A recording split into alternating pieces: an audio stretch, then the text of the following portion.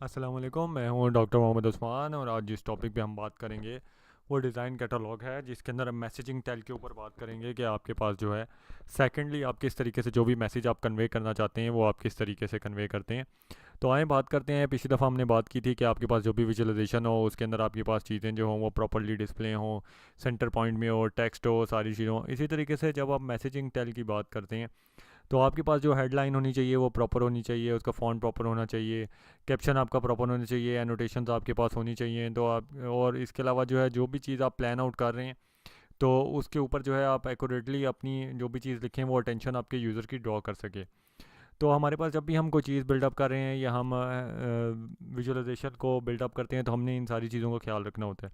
तो कोई भी ग्राफ जो एक प्रॉपर्ली बिल्डअप नहीं होगा, आइसोलेटेड होगा या जिसके अंदर कोई भी आपके पास प्रॉब्लम आ रही होगी तो आपके पास वो प्रॉब्लम क्रिएट कर सकता है, क्योंकि टेक्स्ट और जो ग्राफिक्स होते हैं वो उन दोनों को एक साथ जो है वर्कआउट करना होता है बेटर देन कि वो आपके पास अलग-अलग काम करें। तो आप टेक्स्ट और ग्राफिक्स को अच्छे तरीके से साथ यूज़ करते हैं। जितना टेक्स्ट का साइज़ होता है उतना ही आपके पास ग्राफिक का साइज़ होना चाहिए। जिस तरीके से आपके पास इसमें है कि आपके पास साथ साथ आपके पास ग्राफिक बिल्डअप हो रही है और उसके साथ साथ आपने टेक्स्ट बिल्डअप किया हुआ है। तो जब भी आप विजुअलाइजेशंस को कोई भी चीज़ बना रहे हैं तो आपने कोई ना कोई मैसेज कन्वे करना होता है यूज़र्स को। तो वो मैसेज कन्वे करने का आपके पास तरीका यही है कि आप उसके साथ इंटीग्रेटेड अप्रोच आप यूज़ करें, जिसके अंदर आप मैं अपने टेक्स्ट को और विजुअलाइजेशन को प्रॉपर्ली बिल्डअप करें। जब आप ये दोनों चीज़ें कर रहे होते हैं तो आपके पास जो है टेक्स्ट और ग्राफिक को बेटर बनाने के लिए हमारे पास कुछ थीम्स यूज़ होती हैं, जिसमें हमारे पास आ जाते हैं word specific, picture specific, doer specific, intersecting, interdependent, parallel और मॉन्टेज। वर्ड स्पेसिफिक आपके पास जो होगी पिक्चर, जिसके अंदर जो है आपके पास सिर्फ वर्ड्स गिवन होंगे और वो आपको वर्ड्स को ही नॉलेज प्रोवाइड कर रहे होंगे। इसी तरीके से पिक्चर स्पेसिफिक में आपके पास सिर्फ पिक्चर्स होंगी। डुअर स्पेसिफिक के अंदर आपके पास वर्ड्स भी होंगे और आपके पास पिक्चर्स भी होंगी।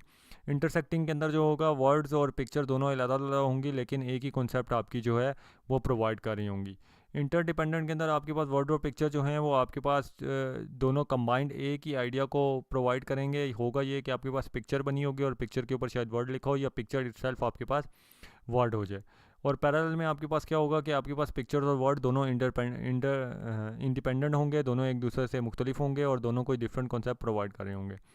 इसके अलावा मॉन्टेज आपके पास जो लास्ट में बनती है उसके अंदर वर्ड्स और पिक्चर जो हैं वो आपके पास पिक्चर फॉर्मेट में ही होंगे और वो आपको जो है कंबाइंड कोई आपके पास नॉलेज कन्वे कर रहे होंगे।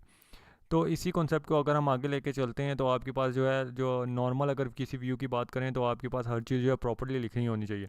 जैसा कि मैसेजिंग के अंदर आप ये देखते हैं कि आपके पास लेबलिंग प्रॉपर होनी चाहिए, आपके पास विजुअलाइजेशन प्रॉपर होनी चाहिए, आपके पास सारी ट्रेल विजुअलाइजेशन की एक्यूरेट होनी चाहिए। तो अगर कोई भी चीज़ आप विजुअलाइजेशन में लिख रहे हैं, जैसे यहाँ पे 250,000 लिखा हुआ है, तो अगर आपके पास वो विजुअलाइजेशन में कहीं गिवन है तो आपको ये पता होना चाहिए और लिखा होना चाहिए कि ये क्या मतलब है उसका। और इसी तरीके से अगर कोई भी सिटी के नेम्स हैं, जगह के नेम्स हैं, तो आपके पास ये प्रॉपर्ली लिखा हो कि आपके पास वो क्या चीज़ रिप्रेजेंट कर रहे हैं और वो कौन सा डाटा आपके पास गिवन है, ताकि यूज़र आसानी से समझ सके। तो जब आपने कोई भी मैसेज कन्वे करना होता है तो आपकी सबसे ज़रूरी बात यह है कि आप आसानी से विजुअलाइजेशंस को समझ सकें और यूज़र जो आगे देखना चाहता है वो भी इसको आसानी से समझ सके। तो ना तो आप ये पूरी प्रिसाइज अप्रोच इस्तेमाल करते हैं, आप जो है बिल्कुल एक नॉर्मल विजुअलाइजेशन को अगर खाली डिस्प्ले करना है तो आप एक फ़ाइन अप्रोच यूज़ करेंगे जिसमें उस विजुअलाइजेशन के साथ आपके पास टेक्स्ट होगा। या तो आप थॉटफुल अप्रोच यूज़ करेंगे जिसके अंदर आप ये देखेंगे कि आपके विजुअलाइजेशन एक बड़े साइज़ की है जिसके साथ उसका टेक्स्ट साथ साथ गिवन है। तो आपने जो भी विजुअलाइजेशन बिल्डअप करनी है उसमें आपने जो है प्रॉपर आपने डिजिट्स, टिक मार्क्स, लेबल्स और जो है आपके पास उसके टेक्स्ट है, कलरिंग की, वो सारी टेक्निक्स आपने यूज़ करते हुए उनको प्रोवाइड करना है ताकि यूज़र समझ सके। तो जब हम कोई भी विजुअलाइजेशन बिल्डअप कर रहे होते हैं ये ज़रूरी नहीं होता कि सॉफ्टवेयर ही एक्चुअल आपको पूरी प्रॉपर विजुअलाइजेशन बिल्डअप करके देगा। आप खुद भी ऐसी विजुअलाइजेशन बिल्डअप कर सकते हैं जो आपके पास इंटरेक्टिव हो और जो आपसे यूज़र जो है आसानी से आपको अंडरस्टैंड कर सके।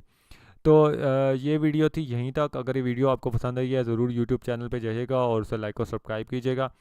जो ट्रेनिंग सर्टिफिकेट लेने का तरीका है वो यहाँ पे गिवन है। क्या सोच रहे हैं, आज ही जाइए मेरे यूट्यूब चैनल के ऊपर, उसे लाइक और सब्सक्राइब कीजिए। शुक्रिया।